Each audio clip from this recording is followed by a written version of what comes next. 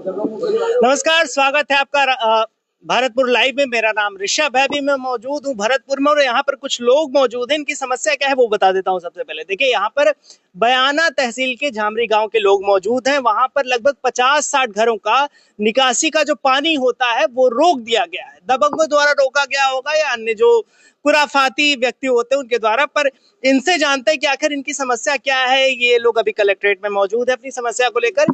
इनसे यहाँ पर जो यहाँ पे क्या नाम है सर आपका? खुबीराम सर। कहाँ से हो आप? झामरी से सर। क्या समस्या आपकी? किस समस्या ये है कि साहब श्रीमान हमारे लिए एमपी साहब महोदय ने भी, कलेक्टर साहब, उपखंड बयाना अधिकारी एसडीएम साहब ने भी, तहसीलदार साहब ने हमको रास्ता खुलवाने का मतलब है कि आश्वासन दिया था ग्राम झामरी के आदमियों के लिए, लेकिन उन्होंने आज तक कोई भी ऐसा कार्य नहीं किया जो लोगों का आम रास्ता खुल सके और लोग अपनी परेशानी और दबंगों के, हम तो ये मानते हैं कि जब हमारा रास्ता नहीं खुला है तो दबंगों के पक्ष में है प्रशासन। अच्छा, कितने दिन से ये पानी रोका गया है और कौन इसके पीछे? करीबन 3-4 महीना है। बिल्कुल हाँ, 4 महीना से बिल्कुल पानी बंद है और जनता बिल्कुल परेशान है। पैदल निकलने का रास्ता नहीं है। और किसने रोका ये पानी? ये बाद में रोका शशि ने। शशि उसी गांव का निवासी? हाँ।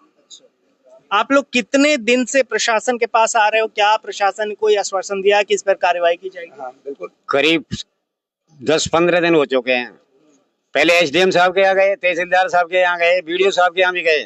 उन्होंने दो तारीख के लिए जाब्ता के 8 लोगों की कमेटी बनाई गई और उन्होंने आश्वासन दिया कि मैं कमेटी और जाब्ता के आप जाकर के आपके रास्ते को खुलवा दूंगा, लेकिन रास्ता नहीं खुल पाया। उसमें सरपंच का भी कुछ मैटर था।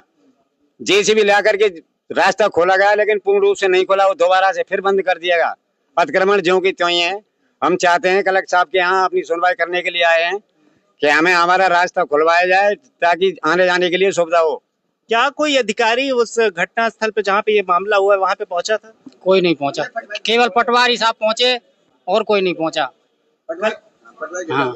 कलेक्टर के पास आप लोग कितनी बार आ चुके? क्या ये पहली बार है या इसके पहले? हम 2 बार कलेक्टर साहब के पास में आए लेकिन वे यहाँ मिले नहीं हमने। फिर उसके बाद में हम एसडीएम साहब से मिले। एसडीएम साहब ने हमारे लिए पूरा आश्वासन दिया। आश्वासन देने को जाब्ता की भी कही, लेकिन 2-5 को जाब्ता उपलब्ध नहीं करा सका। उस कारण वो रास्ता ज्यों का त्यों ही समस्या का घर बना हुआ है। उससे क्या क्या दिक्कतों का सामना करना पड़ रहा है? क्या वहाँ पर गंदगी बहुत ज्यादा हो गई है या और क्या समस्या? पहली बात तो जी गंदगी आने जाने की समस्या बहुत बड़ी है। दूसरी बात दोनों साइड में तार लगे हुए हैं, उसकी बाउंड्री हुई है, रास्ते में पानी भरा हुआ है। बच्चे औरतें गोबर पानी लेके जाती हैं तो उसमें फिसल के गिर रही हैं। कई लोगों के कपड़े भी फट चुके हैं। एक लड़की थी वो बेचारी तारों में अर्ज के गिर गई, उसके कपड़े फट चुके थे, उसके सर में चोट भी आ गई थी हल्की। अच्छा, इसको करने के पीछे क्या कोई आपसी रंजिश है या किस वजह से ये किया जा रहा है?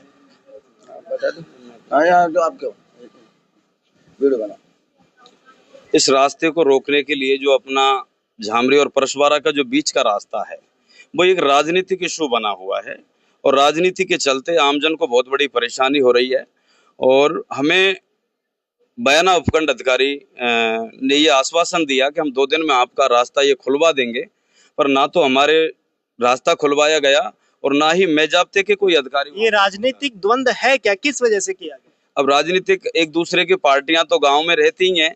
अब लोग चाहते हैं कि आने वाले टाइम पे पंचायत राज का चुनाव आ रहा है, पंचायत राज चुनाव भी एक अलग बात है, मगर हम जो गरीब लोगों का नुकसान झामरी और परसवारे के लोगों को जो आमना सामना इस समस्या का करना पड़ रहा है, ये एक बहुत ही चिंता का विषय है।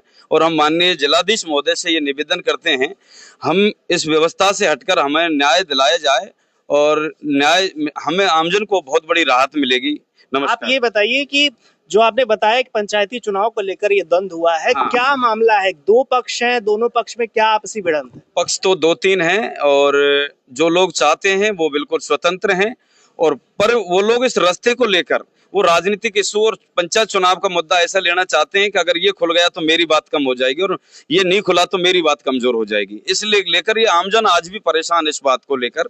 और देखिए, तो ये आपसी द्वंद जो चल रहा है 2 लोगों के बीच में, आम जनता परेशान हो रही है, लोगों को काफी समस्याओं का सामना करना पड़ रहा है। खैर, इस मुद्दे पर आपकी क्या राय है कमेंट में जरूर बताएगा। तब तक देखते रहिए भरतपुर लाइव।